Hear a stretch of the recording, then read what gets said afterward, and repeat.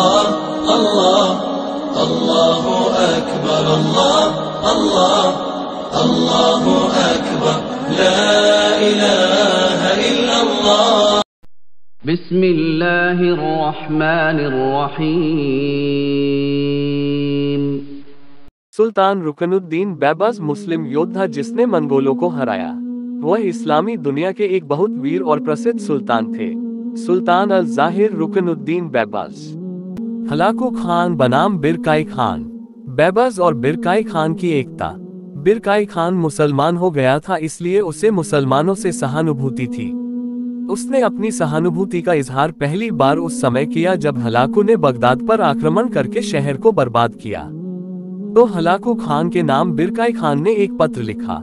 इस पत्र में सख्त भाषा इस्तेमाल करते हुए अपने चाचा के लड़के हलाकू खान से कहा था, तुमने एक पवित्र स्थान को नुकसान पहुंचाया है और इस मामले में अपने परिवार के दूसरे लोगों से भी नहीं पूछा। बिरकाई खान के इन शब्दों के जवाब में हलाकू खान और ज्यादा जंगलीपन पर उतर आया। वह मुस्लिमों के खिलाफ अपने खराब रवैये पर कायम रहा। उसने बिरकाई खान के शब्दों का कोई असर न लिया और साफ शब्दों में उसे ठुकरा दिया। वह मुस्लिमों के खिलाफ अपने खराब रवैये की परंपरा पर कायम रहा। जिन इलाकों को जीतता वहां के मुसलमानों पर बड़ी सख्तियां करता और ईसाइयों पर रहम करता तथा उनका सम्मान करता। अंत ईसाई हलाकू खान को अपना सहायक और संरक्षक समझने लगे थे।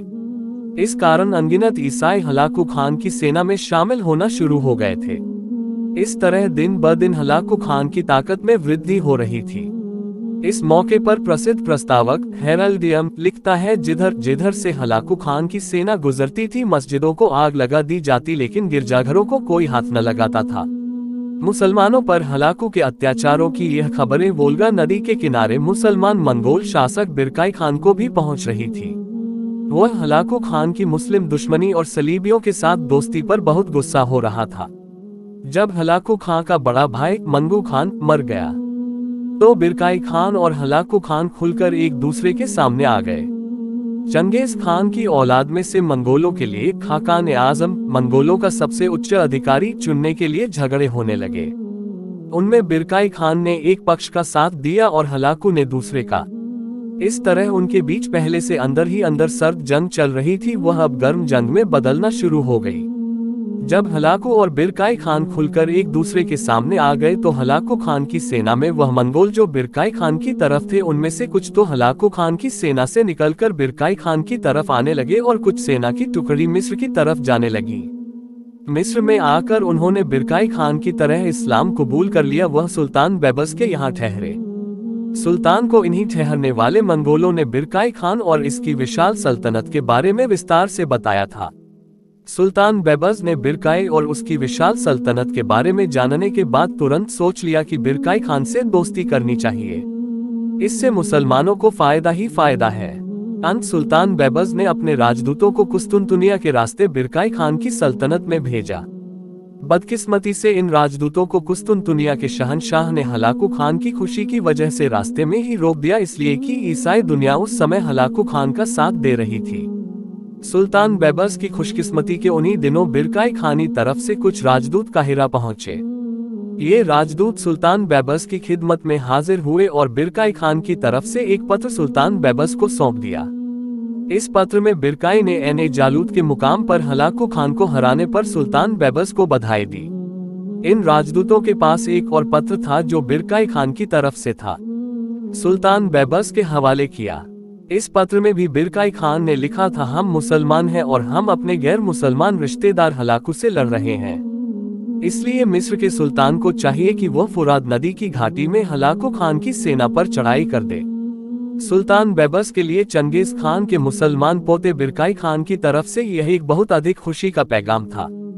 बिरकाई खान के पैगाम से सुल्तान बैबर्स समझ गया था कि मंगोलों के खिलाफ सबसे ताकतवर सहयोगी जो उसे मिल सकते हैं वह खुद मंगोल ही हैं। अतः उसने मुसलमान होने वाले मंगोल बिरकाई खान के राजदूतों का बहुत अच्छे से स्वागत किया। बिरकाई खान के राजदूतों को सुल्तान ने बहुत सारे उपहार दिए और इसके अलावा सुल्तान बैबर्स ने बिरकाई खान के नाम एक लंबा पत्र लिखा। कहा जाता है कि यह पत्र 70 पृष्ठों पर लिखा गया था और सुल्तान ने इसको अपने हाथ से लिखा था। इस पत्र में सुल्तान ने युद्ध के बारे में कुरान की कुछ आयतों के हवाले भी दिए थे और हदीसें। भी दी थी। इसके अलावा सुल्तान बैबर्स ने बिरकाई खान को ये भी लिखा कि सुल्तान खुद भी दस्ते के जाग का रहने वाला है और एक कमजोर मुसलमान की हैसियत से अपने नए मुस्लिम भाई को सलाम भेजता है। अपने पत्र में सुल्तान ने ये भी लिखा कि उसके लिए ये सबसे ज्यादा खुशी की बात है कि महान बिरकाई खान अपने चाचा के लड़के हलाकू खान के जोश को नफरत की निगाह से देखता है। हलाकू इस्लाम को बर्बाद करने पर तुला हुआ है और यह कमजोर बैबर्स इस्लाम को बचाने की कोशिश कर रहा है। इसने खिलाफत को मिस्र में दोबारा शुरू कर दिया और अब ये हलाकू खान के खिलाफ युद्ध की तैयारियों में लगा हुआ है। सुल्तान ने ये भी लिखा कि यह कमजोर अपने भाई बिरकाई खान को ये बताने में भी खुशी महसूस करता है कि काहिरा की जामा मस्जिद में अब्बासी खलीफा और मेरे नाम के साथ बिरकाई खान का नाम भी खुतबे में पढ़ा गया है। सुल्तान ने लिखा कि मैं और सारे मुसलमान आपके आभारी होंगे कि अगर हलाकू हम पर आक्रमण करने के लिए आगे बढ़े तो आप उस पर पीछे से हमला कर दें। ये पत्र देकर सुल्तान ने बिरकाई खान के राजदूतों को बड़े सम्मान के साथ विदा किया। इसके अलावा अपने कुछ राजदूत भी उपहार देकर बिरकाई खान की तरफ रवाना किए। इन उपहार में जो सुल्तान बैबर्स ने बिरकाई खान को चीजें भिजवाई उनमें कुरान शरीफ का श्रेष्ठ नुस्खा जिस पर खलीफा हजरत उस्मान बिन अफान की मुहर लगी हुई थी, हाथी दांत आबनूस जंगली वृक्ष जिसकी लकड़ी काली अमल बहुत कठोर होती है, चंदन से बना हुआ एक सिंहासन, कई लिखे हुए चित्र, सोने के धागे से बनी हुई जा नमाजें, चांदी की प्लेटें, कीमती तलवारें, रेशम की डोरी वाली दमिश्क की कमानें, भाला, तीर, तीरदान, अलग अलग रंगों के पर्दे, तकिए के खूबसूरत कवर, गांव तकिए, देगे, बंदर, अरबी घोड़े, गधे, जिराफ, तेज रफ्तार ऊंट, बहुत अच्छे तोते, हबशी गुलाम, प्रशिक्षित नौकरानी और बहुत से उपहार थे जिनको शामिल किया जा सकता था। रोम के बादशाह ने पहले राजपूतों को कुस्तुनतुनिया में रोक सका था, इसलिए खतरा था कि वह इन राजदूतों को भी रोक लेगा। सुल्तान ने इस खतरे को खत्म करने के लिए रोम के बादशाह को धमकी दी कि अगर उसने मिस्र के राजदूतों को रोका तो वह अपनी सल्तनत में बहुत से नसरानी व्यापारियों को गिरफ्तार कर लेगा और कुस्तुनतुनिया से अपने व्यापारिक संबंध खत्म कर देगा। इसके साथ ही उसने अपनी सल्तनत के ईसाई पादरियों से रोम के बादशाह को धमकी दिलवाई कि वह उसको गिरजाघर का उच्च अधिकारी मानने से निकार कर देंगे। सुल्तान की इस कार्यवाही से रोम के बादशाह के होश ठिकाने आ गए और उसने जिन राजदूतों को पहले रोका हुआ था उन्हें भी रिहा कर दिया और बाद में आने वाले राजदूतों को भी अपनी मंजिल तक जाने दिया।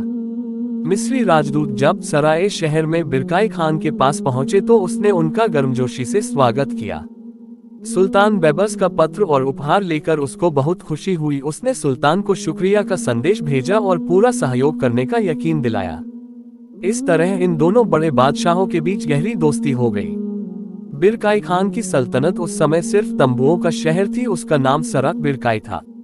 उसने सुल्तान बैबर्स को संदेश भेजा कि वह मिस्र से कारीगर और शिल्पकार भेजे जो ईंटों और पत्थरों की इमारत उनके लिए बनाए। सुल्तान ने जल्द ही बहुत से कारीगर और शिल्पकार बिरकाई खान की तरफ भेज दिए, जिन्होंने कुछ वर्ष के अंदर ही तंबू के इस शहर में बहुत से मकान, मोहल्ले, मदरसे, मस्जिदें, यात्रियों के ठहरने की जगह बना दी। इस तरह सुल्तान बैबर्स की वजह से इधर से उधर घूमने वाले मंगोल एक जगह रहने लगे। बिरकाई खान के गद्दी पर बैठने के बाद समरकंद और बुखारा से भी बहुत से मुसलमान, जिनमें कई उल्मा भी शामिल थे, बिरकाई खान के पास जाकर रहने लगे। बिरकाई खान के कहने पर इन उल्मा ने मंगोलों के अंदर बहुत तेज इस्लाम फैलाना शुरू कर दिया, जिसका नतीजा ये हुआ कि वहां के घर घर में इस्लाम का चर्चा होने लगा। बिरकाई खान के यहाँ इस्लाम इस कदर तेजी से फैला कि बिरकाई खान के बहुत से सरदार, शहजादों और शहजादियों के यहाँ नमाज पढ़ाने के लिए एक एक इमाम और अजान देने के लिए एक मुअज्जिन अजान देने वाला तय था और सल्तनत के बहुत से शहरों में मदरसे बनाए गए थे जिनमें जनता के बच्चों को कुरान पाक पढ़ाया जाने लगा था। जब सुल्तान बैबर्स और बिरकाई खान से दोस्ती हो गई तो सुल्तान के कहने पर बहुत से मिस्री और सीरियाई उल्मा भी बिरकाई खान के पास पहुंचना शुरू हुए और वहां इस्लाम फैलाने का प्रचार प्रसार किया। दूसरी तरफ बहुत से मंगोल भी हलाकू खान के यहाँ से निकलकर मिस्र में आकर रहने लगे। उन्होंने इस्लाम अपना लिया और अपने आप को अच्छा शहरी साबित करने लगे।